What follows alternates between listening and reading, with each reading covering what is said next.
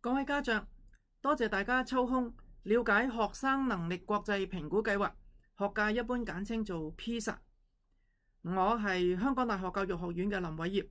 我同我哋學院嘅同事負責2025年第9屆 PISA 計劃。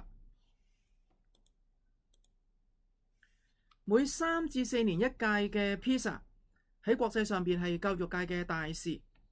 喺呢度我好高興同各位家長講，你嘅子女獲選代表香港，同全世界其他90個國家同埋地區，一共60萬名15歲嘅學生一齊參加 PISA 2025計劃，為全世界好有系統咁樣了解現今嘅教育水平。PISA 2025計劃嘅目的係想了解我哋嘅學生能唔能夠運用知識到現實生活上邊解決現實生活上邊嘅問題，其中包括科學啦、數學啦、閱讀啦，同埋數碼學習，喺數碼世界上邊用數碼嘅能力嚟學習呢4方面嘅能力。畢竟我哋都知道，知識固然緊要，但係靈活運用知識應用到真實世界上邊，先係我哋嘅學生喺畢業之後能唔能夠為社會作出貢獻，能唔能夠為自己尋求更佳嘅發展，最關重要嘅一環。我哋為你嘅子女另外製作咗一條大約3分鐘左右嘅短片，介紹 PISA 係乜嘢。各位家長如果有時間，亦都希望可以抽空再睇一睇。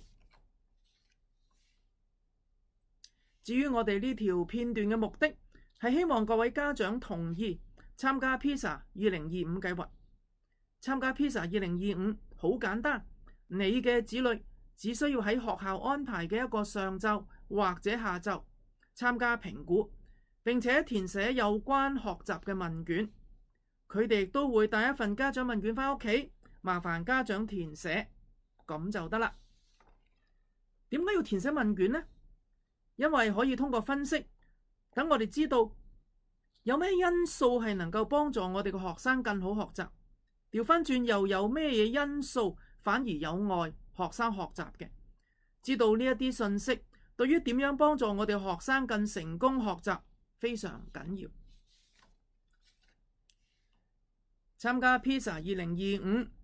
唔會影響你嘅子女學習，反而可能有幫助添。而且學生亦都唔需要事先操練或者溫習嚟做準備，只需要按照平日喺課內或者課外學習到嘅知識同埋能力參加評估，咁就得啦。當然，為咗讓香港社會認識 PISA、了解 PISA， 我哋會有一系列嘅推廣活動。譬如喺嚟緊嘅幾個月，好多謝港鐵公司，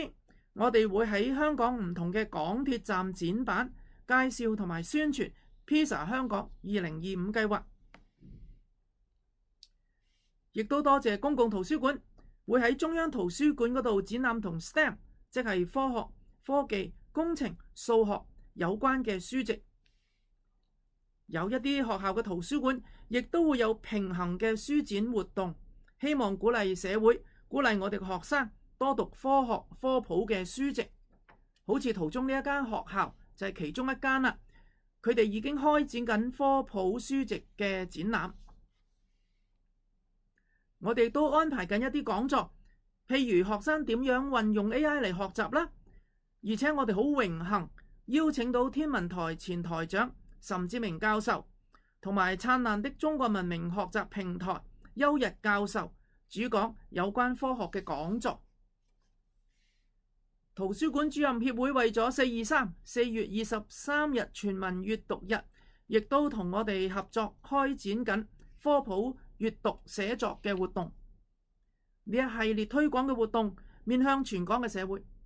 亦都面向全港嘅中學生，尤其是係面向獲選代表香港參加 PISA 2025計劃嘅學生。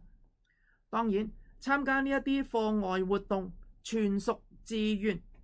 我哋希望藉住 PISA 喺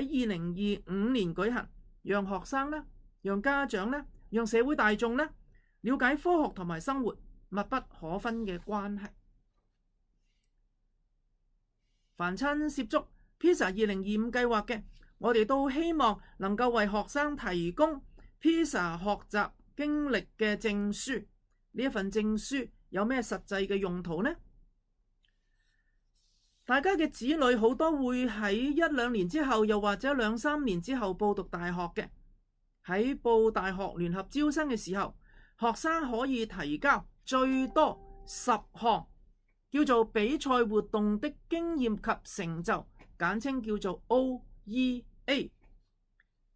PISA 學習經歷證書可以成為你嘅子女喺報讀大學聯招 JUPAS 嘅時候提交 OEA 嘅其中一項活動嘅證明。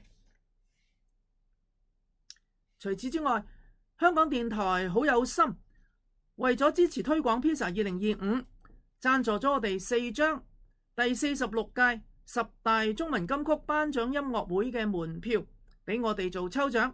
分成2個名額，每個名額有2張門票嘅，俾同意參加 PISA 2025嘅學生同埋家長，有機會喺6月2號親臨演唱會現場欣賞。我哋喺呢一度再一次多謝香港電台嘅慷慨贊助。最後我喺呢一度好莊嚴咁承諾，所有我哋收集到嘅資料會嚴格加密上鎖，而且絕對唔會向我哋團隊以外任何嘅另一方發放任何一條嘅個人資料。我哋對呢一個承諾非常認真，非常上心。我哋準備咗一啲小冊子介紹 PISA 嘅，通過學校發放俾家長。如果有任何查詢，除咗睇呢一啲資料之外，亦都可以上我哋嘅網站，或者我哋嘅 YouTube 啦、Instagram 同埋 X 頻道，又或者直接聯絡我哋，俾意見我哋。再一次多謝各位家長抽空了解 PISA， 期待得到各位家長同意參加 PISA 2025嘅好消息。